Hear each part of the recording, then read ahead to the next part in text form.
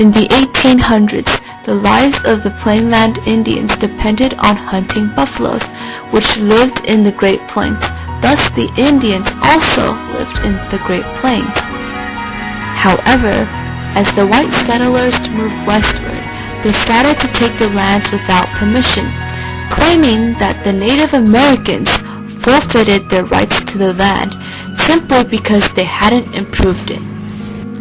Due to the settlers that moved westward, the government had to create a new policy for the Native Americans. The government passed an act in 1834 that states the Great Plains as a reservation site for the Native Americans. Leaving them the Great Plains, the lands that the natives were dependent on, made the government seem fairly considerate to the natives.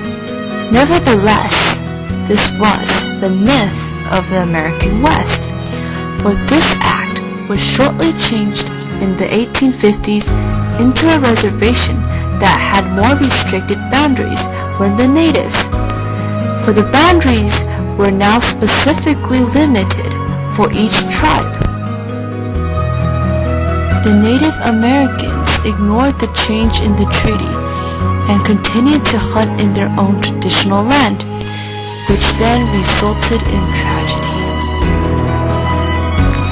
In addition, supposedly the natives that stayed inside the reservation would naturally get the government's protection. However, this was not the case. The reality of the American West was that white men despised the natives. One very good example was the massacre at Sand Creek. General Samuel R. Curtis, the U.S. Army commander in the West, was supposed to be protecting the natives, but the truth was he hated the natives and sent a telegram that claims, "I want no peace till the Indians suffer more," to Colonel John Climington for an attack on the natives at Sand Creek. They killed over 150 Native Americans, mostly women and children.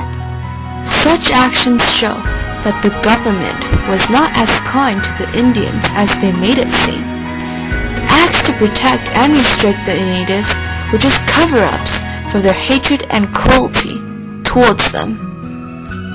The myth of the American West still exists today, because it seems that now people don't discriminate towards the Native Americans. This is not true, for nowadays, discrimination towards the natives is just not as open as it was before. For people nowadays have stereotypes of the Native Americans as being uneducated, drunk barbarians. Not to mention, Native Americans have rarely been in a high position, whether it's politically or economically.